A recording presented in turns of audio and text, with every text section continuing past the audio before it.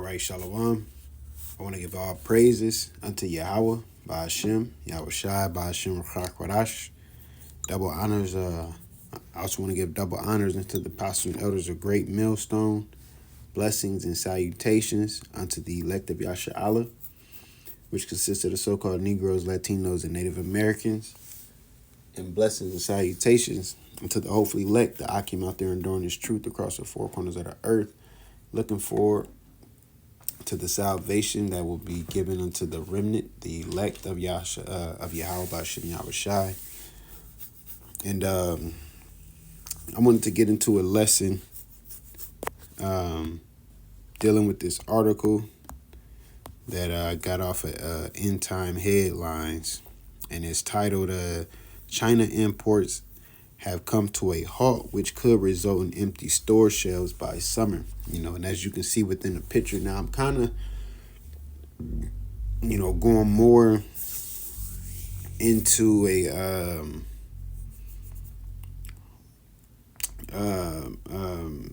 near future sense, I would say, because I'm looking at this picture and I'm just thinking of the mindset of people, how they will be in those days once seeing this. Now, this article is dealing with, as they said, electronics and toys, apparel, dealing with clothes more so, opposed to food. But at the end of the day, imports are imports. Food does come with those imports. All right. And once this society starts to really feel that they're no longer in control, and what I mean by that is how proud Americans just feel as if nothing's ever going to happen. No one wants to mess with the U.S. Hey, that could be a lesson title. No one wants to mess with the U.S. But all in all, prophecy is speaking. The Heavenly Father is showing his men, all right, and women who believe on him, who is waiting to be delivered, all right, and hoping and praying to be delivered. He's showing them that he mean business, and he's showing the whole world, really. He's showing the whole world. It's just everybody don't understand. Some don't see it. Some have hope that it'll bounce back. All right.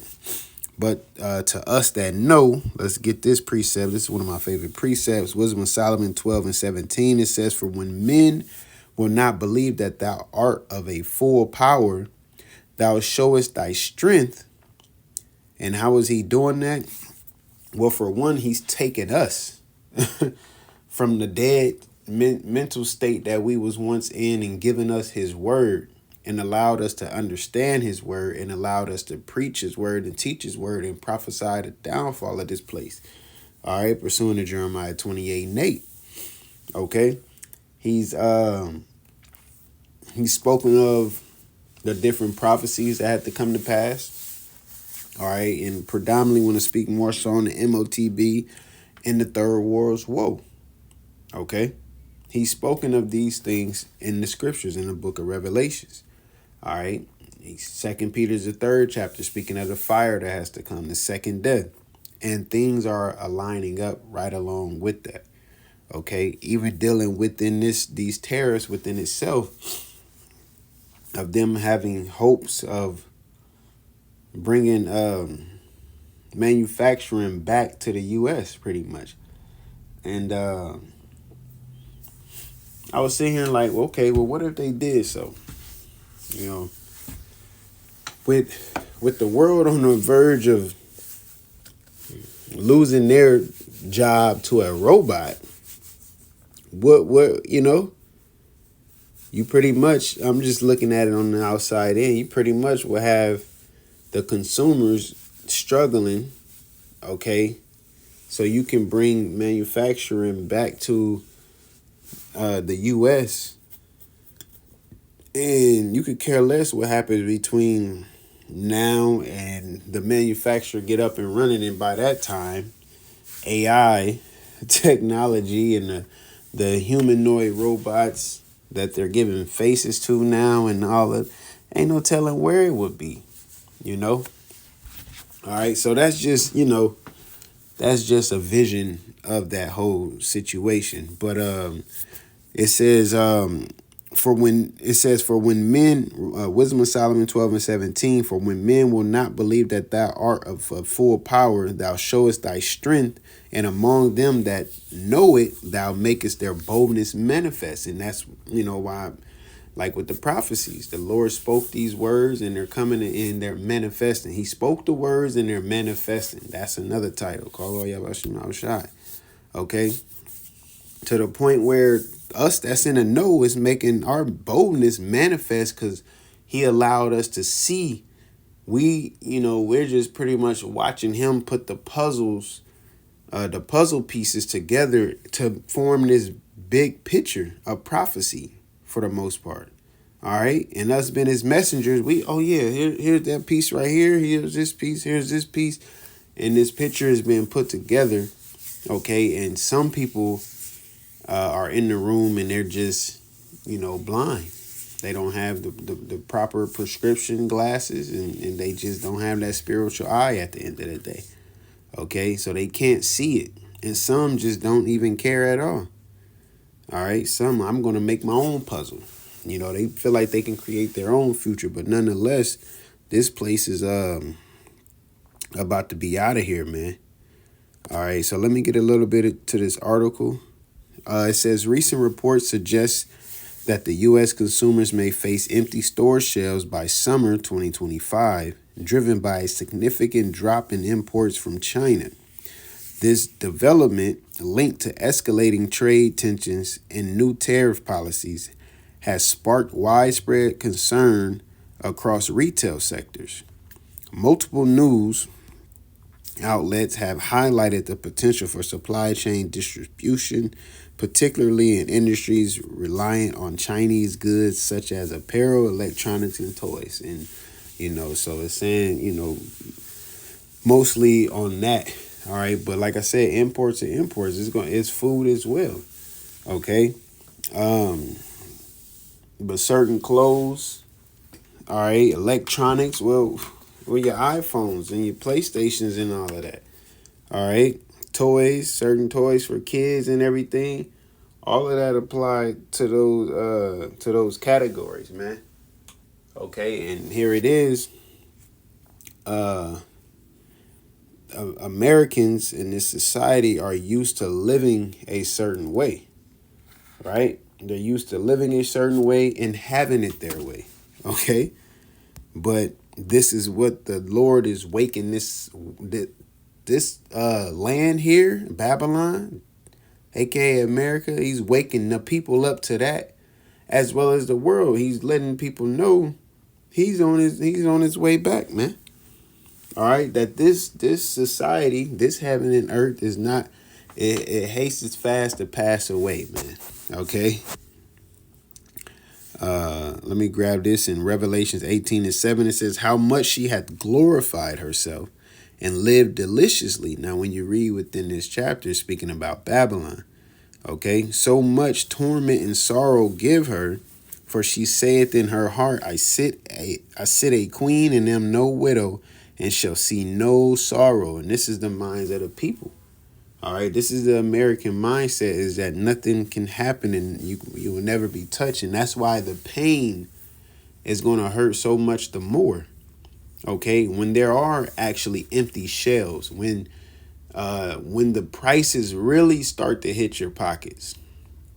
Okay, when you can no longer go, when there's an even playing field, but you can no longer go to Dairy Queen and McDonald's and Burger King, where most people are Wingstop.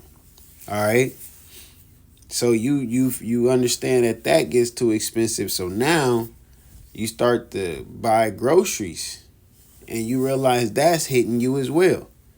Okay, your bottled water that you used to get is no longer $5. It's $10, $15. All right. And then so on and so forth. This is, you live deliciously. You had your time, right? better is the end of the thing, as the scriptures speak about. Okay, because this is all of this is coming to naught, man. It's coming to it's about to be it's about to be out of here, man. Okay. I'm gonna continue reading in the article. It says the potential for empty shelves has prompted retailers to explore alternative sourcing strategies, though options remain limited. Newsmax, which is the site that the he got the article from, highlights that the rapid decline in Chinese imports have left companies scrambling to find cost-effective suppliers in other regions such as Southeast Asia or Latin America. However, these alternatives often lack the production capacity or infrastructure to fully replace Chinese manufacturers. They can't compete with them. All right, they get goods in and out too fast, man. You need it, they got it, they sending it. Okay. I didn't take a screenshot of this, but I was reading somewhere within here. It said that it went down up to like the imports was decreased up to like 60% or something to that effect. Okay, so we'll see. They saying empty shelves by the summer. We'll see. All right. And if it ain't the summer, it might be the fall. And if it ain't the fall, then it might be the winter. If it ain't the winter, then it might be either way. It has to happen. Okay. Either way, this society, society is going to be plagued, man. All right. By the prophecies of YAHAWASHI, famine, race war, MOTB, crash of the dollar, new monetary system, race wars, martial law, okay, fear of war, and then war happening. That's what's coming. And I heard another voice from heaven saying, "Come out." Definitely didn't mean to play that. All right, so we're going to get Luke 6:25. It says, woe unto you that are full, for ye shall hunger. Woe to you that laugh now, for ye shall mourn and weep. And that's what it is. It's more, like I said, it's more so for Americans because it's going to hit them where it hurts. They're not used to not getting their way. We see the children nowadays when they don't get their way.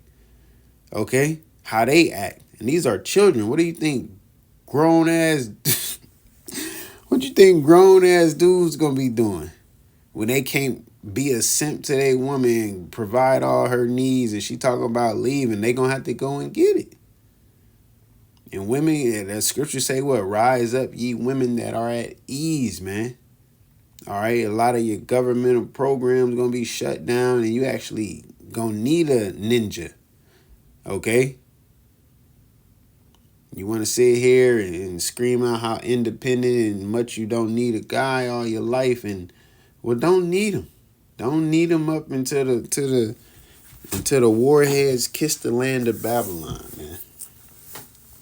So this is it said, woe to you that laugh now, for you shall mourn and weep. You know, everybody's, it might be affecting them a little bit, but there's coming some troublous times, and speak it like a time of never before. All right, great tribulation, man. Okay, great tribulation. Let's look up tribulation real quick, because I believe it means like it goes into being tested. No. That's dang. I think that might be temptation. But it says tribulation, state or condition of great affliction, oppression, suffering or distress, physical, emotional, or spiritual. You're being tested with all of that. That's what, It says distress, trouble, affliction. Yep, to oppress, to afflict. That's exactly what it is. So great afflictions, great oppression, great sufferings, man. That's what's coming. And it means it's gonna affect your physical, it's gonna affect your emotional state of self, and it's going to affect your spiritual state of self. All right, that's what's coming. Okay, that's what's coming to this beloved place, America, that lived so deliciously. All right, I want to get the last of this article. It says the trade war with China, reignited by new tariffs, has broader economic implications. Experts cited in various reports suggest that the U.S. economy could face inflationary pressures as goods become scarcer and more expensive. And people ain't going to know how to handle that, man. All right, and they're going to be fighting over shit, especially when you get down to the last bag of toilet paper, the last 2 cases of water, the last box of ramen noodles. All right.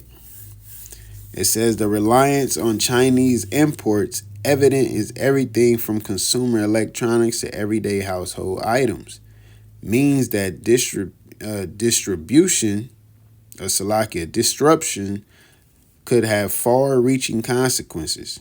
Critics of the tariffs policy argue that it may harm American consumers more than it protects domestic industries, and that's what it is they want to bring back manufacturing and bring back businesses, to the Americas, and this is a sinking ship, man. But they're the ones with the sledgehammer running around the boat, putting the holes in there, man. All right. Every time that people go to sleep, they just sneak off and put a hole in there. They know what they doing. It says, conversely, proponents contend that reducing dependence on Chinese goods could spur long-term growth in United States manufacturing. The debate remains polarized with no clear resolution as the summer deadline approaches. All right, and that's just what they hope and dream for. But how much time you actually think you got, man? Because the Lord is on his way, so you might as well go ahead and pull that plug. Pull the plug. That's a lesson too. But nonetheless, man, call all y'all about YAHAWASHI. We've went into, articles and news like this before. And we're going to keep doing it through the spirit of YAHAWASHI. We're going to continue to be those broken records, man. Okay? And it ain't like us speaking and we just keep on speaking it until one day it hopefully happens. No, it's going to happen, and that's just going to be that day. And as the scriptures say, once again, which we can end it on this. All right. This is Ezekiel chapter 33, verse 33. And it reads, let me see if it's a little bit more into. I'm going to go up to 32. It says, and lo, thou art unto them as a very lovely song of one that hath a pleasant voice, and can play well on an instrument, for they hear thy words, but they do them not. And when this cometh to pass, lo, it will come, then shall they know that a prophet hath been among them. All right? And they're going to remember the guys that was out there in the corner telling them the things that they're experiencing, that it was going to happen.